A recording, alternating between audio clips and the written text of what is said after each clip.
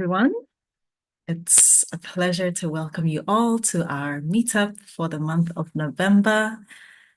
It's exciting to see you all here.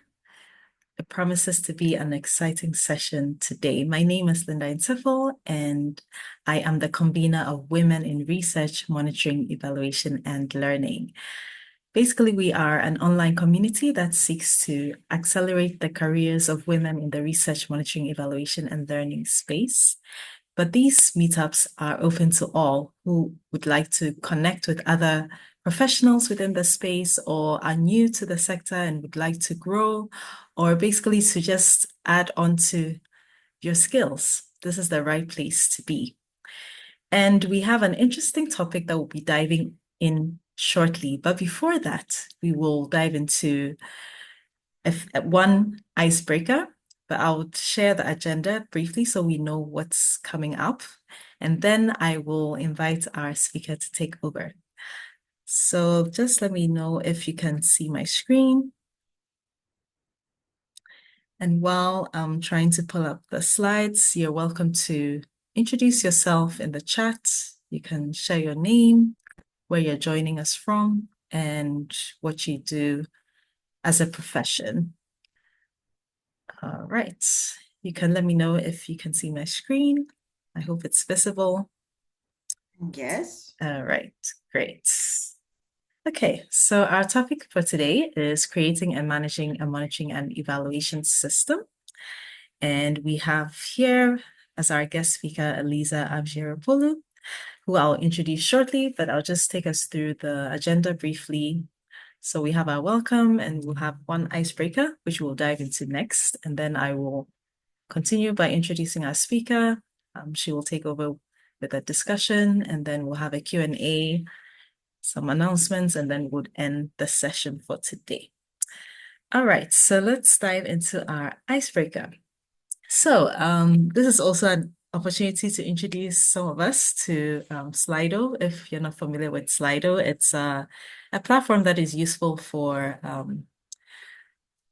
collecting polls or sending out questions for people to respond to at a live meeting or in an online meeting such as this. It's kind of similar to Mentimeter. So those of us who have used Mentimeter, it's kind of mirrors that platform as well. So I'd like us all to engage in this activity. Essentially, the question we are all seeking to answer is, have you set up a monitoring and evaluation system? So to be able to access this poll, you'd have to go to slido.com and then you'd enter the code, which is 2385361, and then you can access the question. So let's try it out. You can let me know if there's any challenge. Otherwise, you can also just respond in the chat if you're having any difficulty accessing the poll. But this is just an opportunity for those of us who haven't used this platform to just try your hands on it as well. So let me give us a few minutes to respond. Okay, and I'll be changing my screen shortly so we can see the responses in real time. Okay. Change my screen.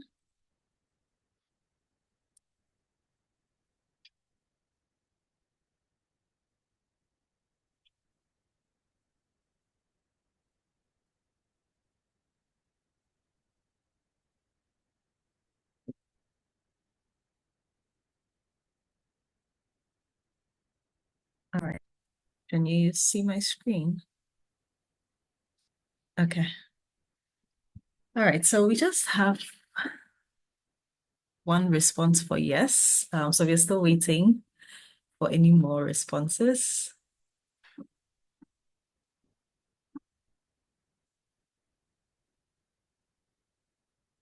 Otherwise, you can also type in the chat if accessing the platform might not be convenient for you right now. And also, you can give feedback on the platform itself. If this is your first time you've used Slido,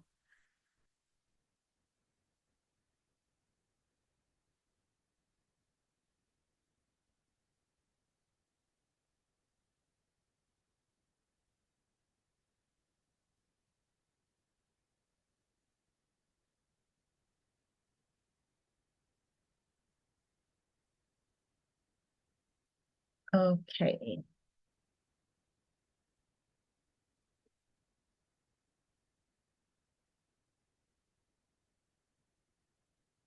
All right. I think we can end it here. Thank you all for participating. At least it's an experience for some of us who might be new to the platform, and hopefully you might apply it or use it in your meetings moving forward. All right, so we'll dive into the meaty part of our session for today, and I will read out our speaker's profile before she comes on stage, on the virtual stage for that matter. So we have here Eliza Avgeropoulou, who earned her BSc from Athens University of Economics and Business and her MSc degree in Economic Development and Growth from Lund University and Carlos III University in Madrid. She brings over 9 years of experience in M&E in international NGOs, including CARE, Innovations for Poverty Action, and Catholic Relief Services. She has led the meal system design for various multi-stakeholders projects, focusing on education, livelihoods, protection, and cash. The past 2 years, she has been working with Activity Info and has been supporting various NGOs and UN agencies to successfully build and implement their information management systems so as to achieve evidence-based decision-making at local and global levels. Eliza, please, you're welcome. Let's show Eliza some love. We can send her our virtual reactions. You're welcome, Eliza. We're The here for you. introduction. Can you hear Pleasure. me? Yes, yes, please. Okay, I will share my screen. Okay. You see it? Yes, you see it. Oh, here. Okay. So, hello, everyone. Today we will dive into how actually we can create and managing a monitoring and evaluation system. To this end, we will go through an example of that indicates the power of a robust monitoring and evaluation system.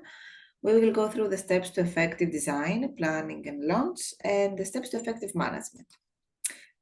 So let's start with the example of a program in the humanitarian development sector with a robust monitoring and evaluation system. This is the Productive Safety Net program in Ethiopia. So the specific program initiated in 2005 by the Ethiopian government with support from international donors such as World Bank, USA, and UN agencies, aimed to reduce chronic food insecurity and build resilience among vulnerable populations. It targeted millions of rural households facing seasonal hunger and provided them with cash or food in exchange for participating in public works projects such as building infrastructure and rehabilitating degraded land. So let's see what they succeed actually to do and how they succeeded. Actually, they had, in terms of the monitoring and evaluation system in place, defined measurable indicators such as household food security levels, asset accumulation. They had managed to establish baselines through surveys and assessment conducted at the program outset. They collect real-time data that used to track contribution of cash and food, participation in public works. Of course, local communities and government officials regularly reported progress using standardized forms. They had also an independent third-party evaluation that conducted periodic evaluations to assess the program's impact on food security and poverty reduction. Also, the program incorporated community feedback mechanisms, enabling beneficiaries to voice concerns and suggest improvements. And the data collected informed mid-course adjustments, such as revising transfer amounts or modifying the design of public works. On top of that, they had used also technology in terms of data collection, analysis, and reporting. So what did they achieve? They noticed that actually they managed to reduce food insecurity. Beneficiary households experience significant improvements in food security with reduced dependence on emergency food aid. The average hunger gap decreased. Also, they managed to enhance task accumulation. how households were able to build productive assets as a result of predictable cash transfers. Community infrastructure projects such as irrigation systems and roads supporting long-term productivity. Of course, sustainability was a big part, played a big part in the game. Environmental restoration projects rehabilitated over 1 million hectares of degraded land, improving agricultural productivity and ecosystem health. Improved accountability was an immediate action of the monitoring system that ensured that resources were used effectively and transparently, with minimal leakages and mismanagement. Also, reports to donors and stakeholders demonstrated measurable outcomes, securing ongoing funding and support. The insights, on top of that, from the monitoring and evaluation system in place, helped the Ethiopian government and donors to expand to reach over 8 million people annually. And the program finally became a model for social safety net programs in other countries such as Kenya and Rwanda. So, what is the motive of having a robust monitoring and evaluation system in place? I believe that the motive lies in the phrase that I found in a very nice article, and I have it also in the resources, that the nature of humanitarian action, and not only the humanitarian but also the development action, means that we often dealing with subjective and socially constructed realities. And as a result, should we open to consider many different types of information as evidence. Thus, the failure to generate and use evidence makes humanitarian and development action less effective, less ethical, and less accountable.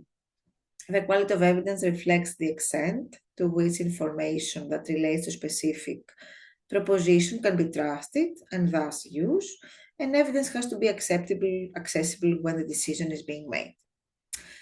Let's now break down the components of monitoring and evaluation. So monitoring, we tend to describe it as a continual systematic data collection and rather important for program or project progress. The M&E system collects data that help decision maker understand whether a project or a program is on track. It provides evidence-based insights to adjust strategies, reallocate resources, or modify goals to improve outcomes. By identifying inefficiencies and areas of wastage, an M&E system ensures that resources are used more effectively and efficiently. Evaluation, on the other side, is systematic assessment of design, implementation, and results. Helps determine the effectiveness, efficiency, and impact of activities. A robust M&E system helps demonstrate the tangible changes or benefits resulting from an intervention. It validates the significance of a program to funders, beneficiaries, and other stakeholders. And why we do this at the end of the day, important part is first the accountability. It allows stakeholders, funders, and the public to see how resources are being used and what results are being achieved. An M&E system ensures organizations are held accountable for their objectives and promises. It fosters also communication and collaboration among stakeholders by sharing clear, measurable outcomes. Engaging stakeholders in the M&E process ensure their needs and perspectives are taken into account. Many systems also ensure compliance with donor or regulatory requirements, and it provides the necessary reports and documentation that we need in order to meet funding or legal obligations. On the other side, learning, the lessons learned from the monitoring and evaluation can help identify what works, what doesn't, and why. And these insights guide future program design and implementation, enhancing effectiveness and sustainability. And let's tailor that actually to the program circle. And every time that we start a project or a program implementation, we start with a needs assessment and analysis before we develop the proposal usually. At the stage of the strategic planning, we start with the proposal development, and there we start thinking of the system design, the M&E system design. We apply for any funding related initiative, thus we have the resource mobilization. We start with implementation and monitoring that takes place frequently during implementation. And then we conclude with any operational peer review and the evaluation, that the most frequent scenarios during the end of the project, not always though. So let's see how we can do that step by step. So starting from the strategic planning, which is the proposal development, here we develop the logic models that I will explain in a while, and also we plan for the evaluation. Then we proceed with the planning of the system, and frequently here we do when we design the mill plan, And the feedback complaint response mechanism, or FCRM, no. We proceed with the design, and here we have a different data collection, data flows, and data model. Launch, which is the orientation and training of any staff that participates on the monitoring and evaluation system. Implementation, which is actually the collection and use of data and information. So in terms of the planning process, we have the before implementation, we start the implementation, we are early in the implementation, and then mid implementation. Before implementation, we do strategic planning, so logic models. The day one of the implementation, we start our system plannings, thus meal plan and FCRM component specification. Early implementation, we need to manage the design phase, the data collection form, the data flows, the launching, any training that we need to perform. And finally, we implement and we use the system. And this loop happens over again. So we use the system, we actually identify different components that we need to improve, and we plan again the system. So it's kind of a living document. So in terms of the strategic planning and the logic models as a consequence, we have three logic models: the theory of chains, result framework, and logical framework. The theory of chains demonstrates the long-term chains, which states the desired lasting impact that the intervention aims to support. Precondition statement, which are the intermediate changes that must occur to reach the long-term change. Precondition statements can be grouped into domains of change, which are broad strategic areas of intervention that directly contribute to achieving the long-term change. Pathways of change, which map the connections between the preconditions, and most initiatives have multiple pathways of change actually contribute to the long-term change. Then the second level is our results framework. Also, we have the assumptions that I need to mention, which identify the risk that could impact project implementation. Proceeding with the results framework organizes the expected results of a project into a series of if-then relationships. The statements used in the results framework articulate the project hierarchy of objectives and describe the vertical logic of the project. In other words, if they describe the logic of if we do this, then this will happen as a result. Then the logical framework is the third and more specific logic module. It is a visual representation of the project that describes the key features and the specific logical linkages between them. Like the theory of change and the results framework, the log frame is intended to communicate the purpose and main component of a project as clearly and simply as possible. And that is why here actually we think of our information that we need on the result framework level, and then the logical framework specifies the indicators. So more information about the theory of change.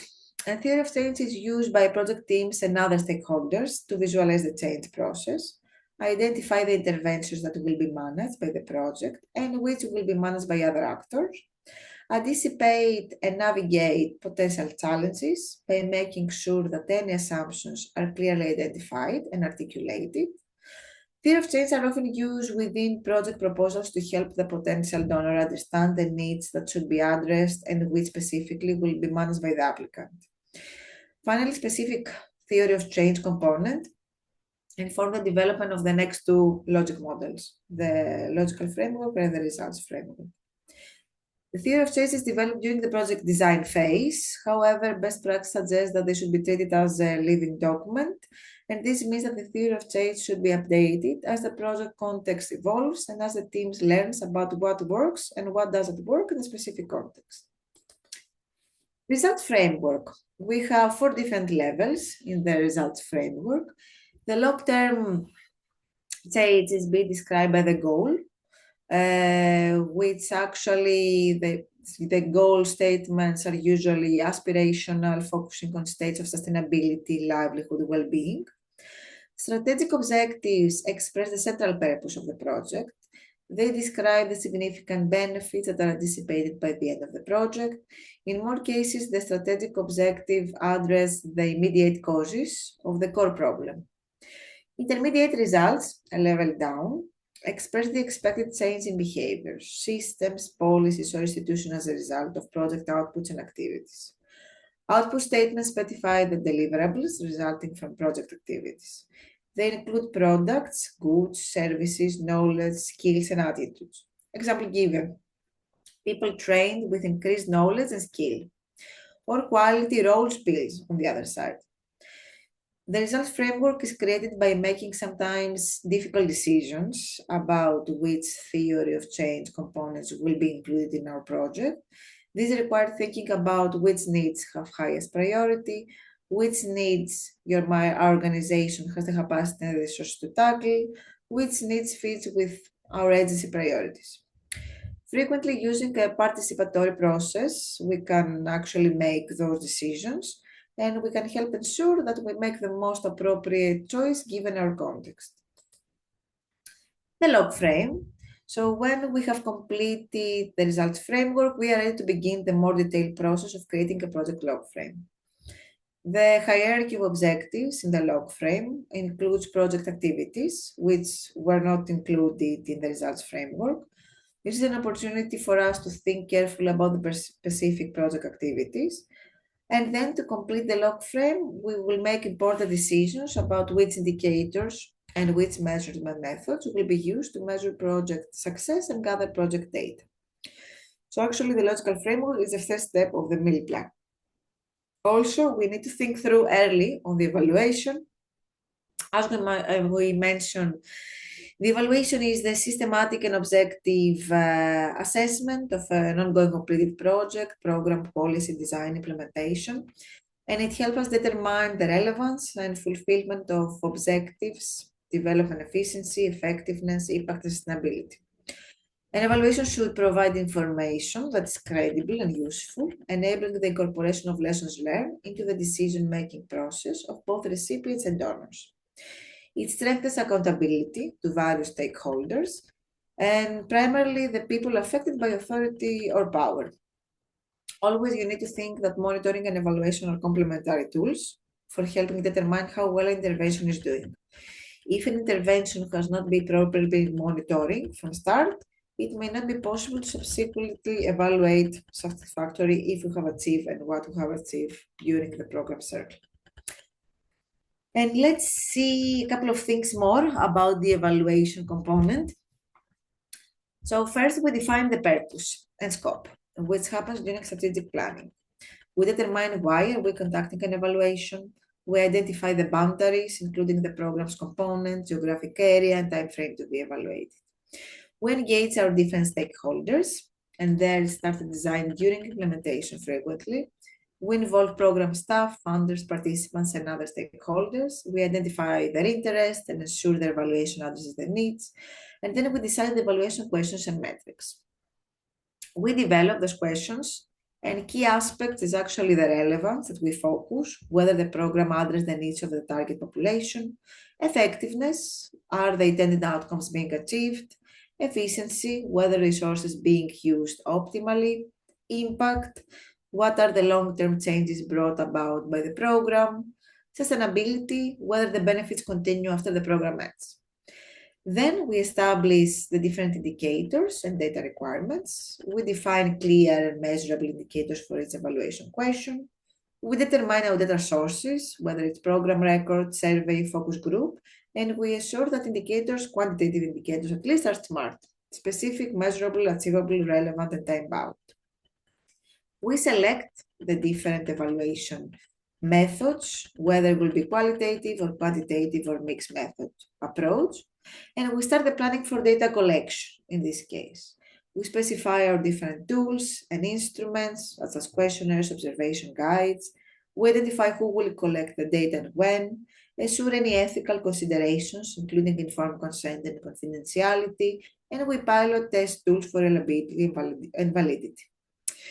We define also here the evaluation design, whether we will have a formative evaluation, meaning assess the program during its implementation for improvement, or a summative evaluation, meaning evaluate overall outcomes and impacts after program completion, whether it's experimental or quasi-experimental, with the use of control or comparison groups.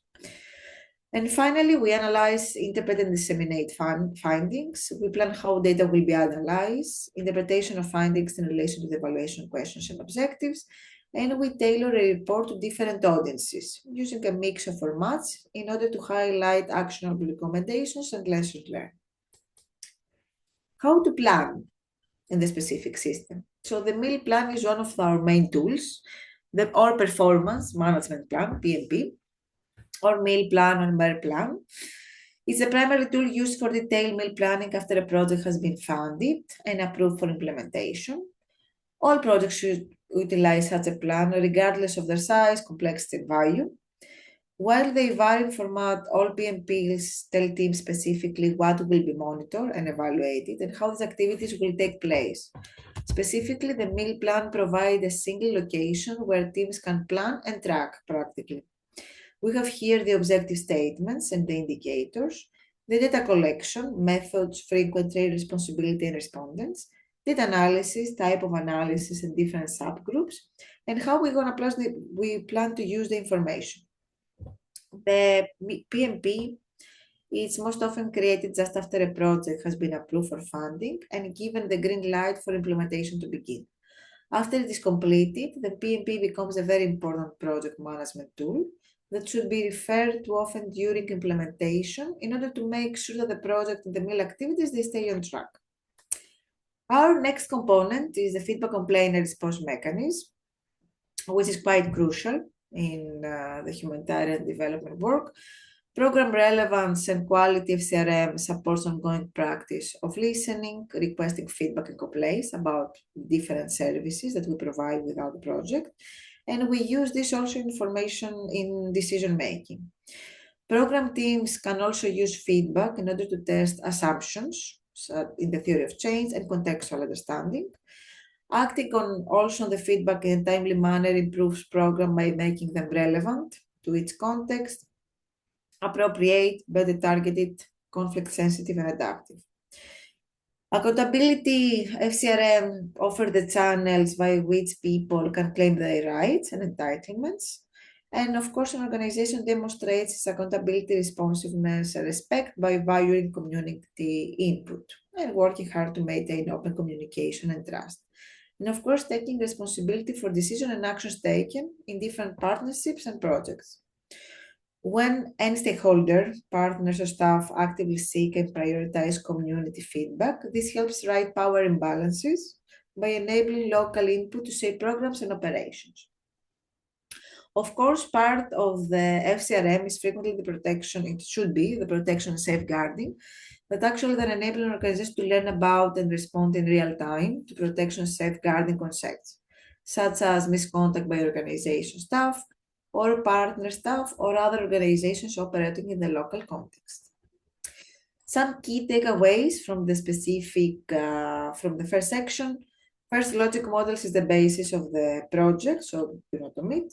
Meal plan is the core for planning for data use.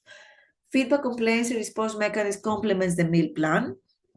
We need to think and plan evaluation early through the project proposal. Of course, we need to include key stakeholders and programming teams in order to have their feedback, and we need to think realistically. We need always to consider the resources, the time, and the budget. So how to best design and launch? Here we have the importance of our data model. So practically the data model is a visual representation that organizes information on different tables depending on objective. We define the type of information here, collected under each table, and we describe the relationship across tables. Why it's important? It's important for various reasons. First of all, for data protection, who needs to access data and why, and different policy requirements. For accuracy, reliability, consistency, and efficiency, we structure data, thus it's easier to store, retrieve, and manipulate the data. Data integrity by defining rules and constraints. Maintenance and improvements, it's a blueprint of how data can be expanded and provides a clear and structured representation of the data. Facilitates data consolidation. Organizations have multiple data sources and also they define how systems relate to one another. And also serves in order to create a common understanding, a common language for communication between different stakeholders. In terms of the steps in order to create an efficient data model, Here we need to specify the different user groups, the different roles and responsibilities, our master data, meaning the data collection forms, operational or reference data, meaning data that we know in advance, such as locations, different type of activities, data that we administer centrally, and type of analysis. Then we need to think through the different data flows, who needs to access information, why, and which type of information. And last, we end up with a data model, and there we start defining the different data collection forms, the field of data collection forms, the relationship, and any report that we need. Then we proceed with internal loads frequently, and here the core component is actually the capacity building. So here we need to identify the training approach and any sessions needed in order to onboard the different staff within the organization to the monitoring and evaluation system. We need to have in mind also to create a library of resources in order for people to be able to navigate on which is the role and what they need to do with the system in place. And of course, we need to have in our minds to conduct frequent refreshers in order to empower staff to use the system in the long run. Some key takeaways from this section is actually the data model is the best representation of how information collected and analyzed. The adoption of technology is crucial for the effective implementation of any system. And keep your mind that people, they need training, continuous training. So capacity building, it's actually the key to the improvement and the sustainable use of any system in the long run. Some best key practices of actually how to best manage a system that I have identified throughout this year is actually the project quarterly review meetings.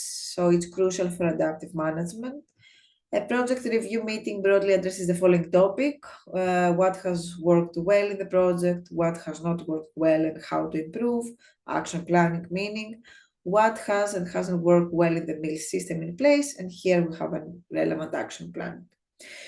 Here we need to consider the frequency, modality.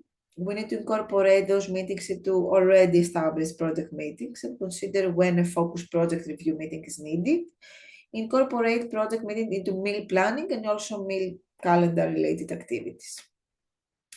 The second component is, and quite crucial, is the data interpretation meetings, which is a great opportunity to address bias by triangulating different opinions from different people. The key questions that we address here is usually it's what do the data tell us, what factors explain the findings, what factors affect different differences across different comparison groups, what information do we miss to conclude regarding a specific topic of interest. A next quite nice practice is actually the communication plan. So we need to have a plan in mind of who needs to be aware of what by the end of a specific project about the meal activities. So the communication plan actually defines the specific component. Who needs to be informed, how often information will be distributed, and who will be responsible for distribution. Also, another good practice is the meal calendar. It's nice to have all of those activities planned in the long run because it helps better organize the timing and allocate the relevant resources. Of course, we need to ensure that we use technology, as I mentioned earlier, because we need to be in a position to avoid parallel systems, how we call it. Generally, in the absence of a central database, we run the risk that actually we create different systems in place. One will have an Excel file, someone else will have a Word document. So we end up in a place that we cannot collect information and we cannot use our information. Thus, if we want to have real-time data, we want to facilitate our lives in terms of data analysis, and we want to be in a position to share data with relevant stakeholders, we need to use technology and use a centralized database in order to avoid those situations that also are time-consuming. Key takeaways, we need to include all relevant stakeholders in every part of the process and be sure that you use information that comes out of your monitoring and evaluation system. And also project meetings, it's actually a very active and nice way to use this information and act upon this information. And of course, use technology to our in order to comply with our activities and implement our monitoring and evaluation objectives. So to the extent that it's possible, avoid Excel files, use a centralized system, use a system that actually has a database management system such as Activity Info, it could be one case, or other software that exists out there in order to avoid the parallel system creation. So that is all on my side. Thank you. And here also have some resources if you want that I used for the specific presentation. Awesome. Thank you so much, Eliza. I hope you can hear me okay. Great. All right. So participants, the floor is open for questions, comments. You can also share your experiences. If there's any challenge or anything that will be useful for us all to learn from, maybe based on your experience or what you've done in terms of setting up an M&E system, this is the time for you to share with us.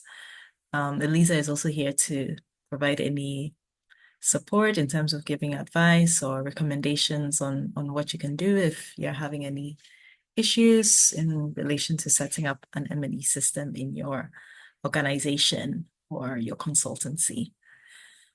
Questions. You can also raise up your hand and I will invite you to unmute and also ask Eliza directly. So, any questions from anyone? Okay, since I have the floor, maybe I can start and then hopefully we'll have a few from participants. So Eliza, please, my question has to do with the logic models that you presented on. So you shared the theory of change, the results framework, and then the logic framework. So based on your experience, or like what would you recommend in terms of like when an organization wants to create one of these logic models? Should they have all three? Should they have two out of the three? Is it okay to have one? Like what would you advise in terms of like completeness, in terms of like how the logic models should be set up? Actually, I would recommend to have all the three. It's Okay. not that one can complement the other because one builds upon the other. Okay. So the result framework cannot exist easily if there's no theory of change, and the logical framework cannot exist if there's no result framework before. Yeah. So it's not a matter of doing overcomplicated. That is why here someone will need to consider the time, the budget, the resources, the people that work within a project. Mhm. But at least have clear like the ultimate goal, how we're gonna achieve the ultimate goal, which is actually this described in the theory of change and the result framework. And then the logical framework is actually the basis for the meal plan. So the logical framework is actually where the information that we need, we make that as an indicator Mhm. in order to go more in details in the meal plan. Okay. Okay. Thank you. And then a second question has to do with how to incorporate JC, gender equality, inclusion, and those like social dimensions of a project. Because sometimes some funders ask project partners or implementers to report on like gender specific aspects of their projects. So how can you, at what point in the M&E system do you factor that in? Like how do you integrate Jesse, or if you're looking at something specific, maybe social, something to do with a social dimension to the project, like how do you incorporate that? So it's either as per project design. So Okay. this is incorporated in the project logic because you have a specific goal that targets a specific social vulnerable group, Yeah. if this has been identified. And then in terms of information, this is illustrated with segregations. So Yeah. if I want to identify whether I have more male or female within an organization, within my target group at the end of the day that I have with the rich people that have the people that have reached. In this case, it's the disaggregation. So the specific indicator that I count, I need to specify that I need a disaggregation per male female. So that is why the meal plan is important, because the disaggregation and the comparison group, it's how we ensure that actually we have reached the people that we need to reach at the end of the day, and we haven't created any kind of imbalances. Right. Thank you. All right. So we have, sure, we have someone in the chat, Henry, who wants you to throw more light on the data models and, if possible, provide explanations with an illustration. No, I don't have illustrations in hand. Sure. But what could be, if you can raise the hand and tell me the specific question? Mhm. Okay, so Henry, if it's possible for you to unmute, maybe you can also dive in deeper to what exactly you would like Eliza to address. Okay, thank you so much. The issue was around she had some slides on data models, and it was not so clear to me whether that was a tailored model or a standard. You know, I just needed something around some explanations to better understand. Yeah, I think from there, yes, for those three slides. Yeah, whether I can, you know, are they tailor-made? Are there some guiding principles on what you have to use in order to build the different models, to choose the best models? Is there a criteria, something like that? So it's based on the relational data model. The relational data model is a concept on information management that started back in 80s. So my starting point that if you want to find more information is to completely search for relational data models. They have three rules practically that they define the relationships in terms of how you can guarantee the data integrity in terms of the data model. So the data model, it's unique to each case. So each project will have a unique data model because the data model describes the process of a specific program, the type of information that the specific program is needed, the data collection process also kind of. So the relational database model, it's actually a concept which is being used quite broadly in information management. We tend to visualize, so this is a random picture that I picked from the internet. It can get any format, practically any visual format. The idea behind is that we create different tables within any system, but the data model helps us identify what kind of tables we will create within the database. So example given, if I have a beneficiary, the beneficiary information, demographic information is on one table, but then the beneficiary information, if I track multiple services, is associated with the services that are located in another table. There are different kinds of relationships. The relationships vary for one-to-one, one-to-many, many-to-one, many-to-many. The many-to-many is the list that we use. Always, the rule said that always it's tables to have a unique identifier of the record in order to avoid duplicates, practically.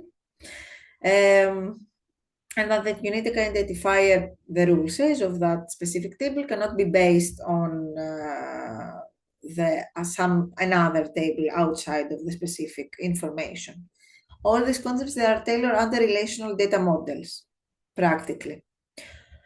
So this is the idea behind the data model. Now there can be different ways that you can do it.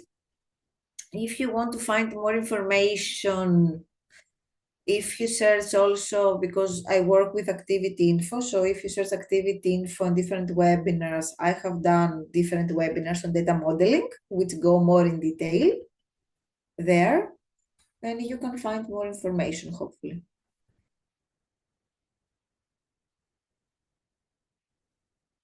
Okay, thank you so much. Thank you. So I think that explanation is also the same reasoning and logic behind when you're building, say, the Access database. I think I'm trying to link the different data tables.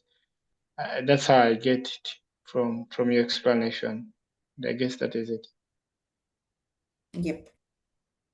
Okay, thank you. Okay. Yeah, so in line with what Elisa said, I've shared the link to the activity info website. So Henry, you can go there and explore. Yeah, they have some really good resources. Elisa, I believe you have your past webinars there as well and Yeah, some also, downloads. all the webinars I have done are there. Okay, excellent. Great. Okay, any more questions from anyone? We still have some time.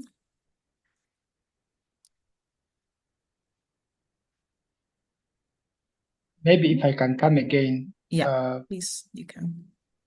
Yeah, I'm just trying to also think through like how do you at what stage do you put in the like organizational capacity assessment? Does it come at the design as like when you're trying to put up as like maybe when you're designing a project or when the project is starting to be implemented? Assuming an organization like is a new organization and doesn't have like anything, how do you ensure that now, okay, maybe this is how the different components of the M&E system can be fully established? You mean organizational assessment at M&E level? Or Yeah, it can be an organizational assessment, or it can be like a project that is probably just starting, like a new project. and I want to assess my organizational capacity. What is the objective of the assessment? Yes.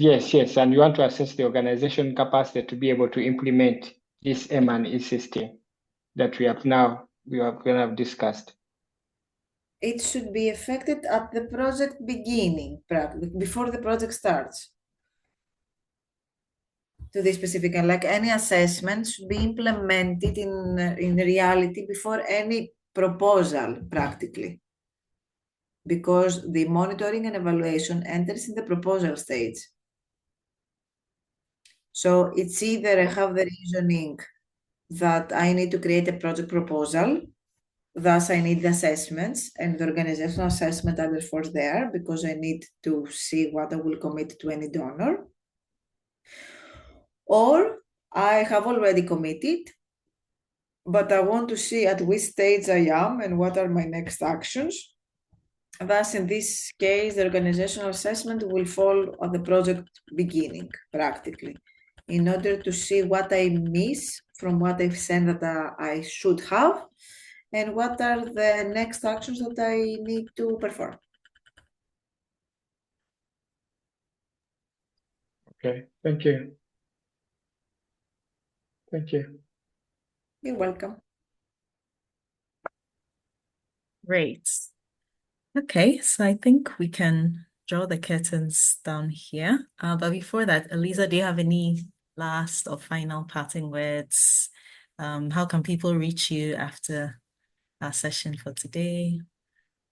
First of all, it was very nice that I participated in the session, and thank you for the invite. It was nice to be here. Sure. And I think my key remark is that stop using Excel files or having the revision using Excel files. You make your life difficult. And if someone would like to reach me, like via my LinkedIn or my personal email, but I don't know if I have it Okay. somewhere. But LinkedIn, it's my name, as it is here, is also on the LinkedIn, my LinkedIn profile. Okay. If with your permission, I'll share your LinkedIn profile, if that's okay, Okay. in the chat. Okay, sure. Thank you so much. All right. Thank you so much once again, Elisa, for joining us today. Participants, what can we say? Feel free to thank Elisa. You can show your reactions, appreciation through the emojis available.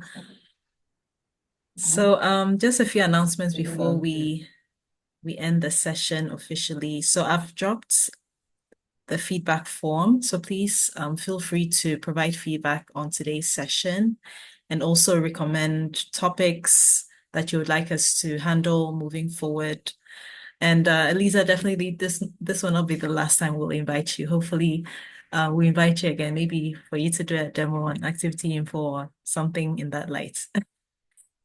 And Happy to. then, sure. And then I've also shared the link to the Women in RML YouTube channel where the recording for today will be uploaded so you can go back and recap. And there are also sessions from previous months as well that you can dive into at your own convenience.